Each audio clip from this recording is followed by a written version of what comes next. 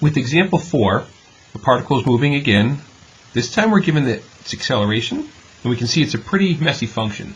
So we're going to need our graphing calculator for this one. We see the quantity t squared plus 2 over the cube root of the quantity t plus 1. T is greater than or equal to 0. And we see that the velocity of the particle at time t equals 0 is 4. So the question is, what's the velocity at t equals 2? Right. So again, we're following this general idea of our new velocity, right, v of 4, v of 2, not v of 4, sorry about that.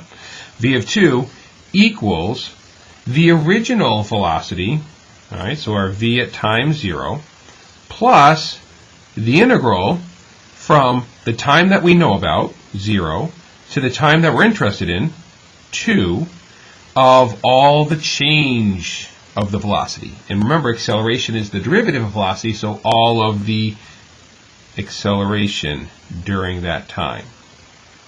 So this is the calculus equation that we're looking to write and solve. So now if we start subbing items in, we see that we have v of 0 is 4, and then we have the integral from 0 to 2, and then we have that expression t squared plus 2 over the cube root of t plus 1 dt.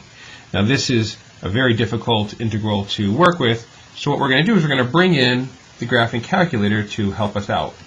Right, I'm actually going to zoom out a little bit so you can see the entire calculator, and in doing so we see that, there we go, much better.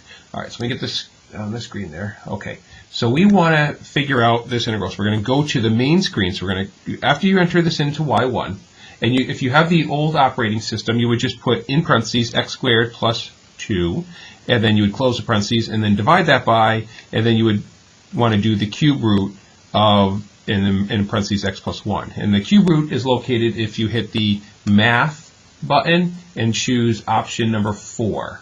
All right, that's your cube root. Okay, but after you have that expression in for y1, you're going to go back to the main screen. So second quit to get out of there. And on the main screen, we're going to enter in this data right here. So we have 4 plus, and then to do a definite integral on the calculator, you're going to hit the math button, and it's option number 9. You can see the int for integral there. Now, if you have the new operating system, it puts a nice integral on the screen, and you can actually download and connect the new operating system to your calculator if you don't have it.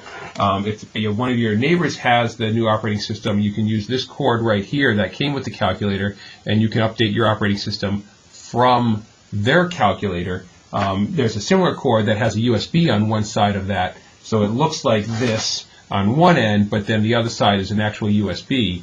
And if that's the case, then you can download to your computer, then download the software onto the graphing calculator from the computer.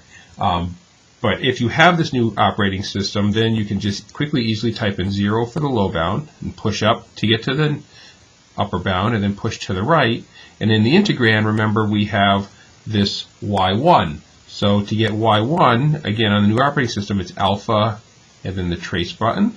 And we see y1. We hit enter, and we're doing dx. And the reason why we're doing dx is because, again, back with y1, we wrote the equation in terms of x. If we had put in t's here, then we would want to have dt at the end of this, but since our equation is in terms of x, we're going to use dx there. And when we hit enter, let the machine do all the work, we see 9.217. And again, on the AP exam, they expect you to be accurate to 3 decimal places. So we're looking at 9.217 as our answer.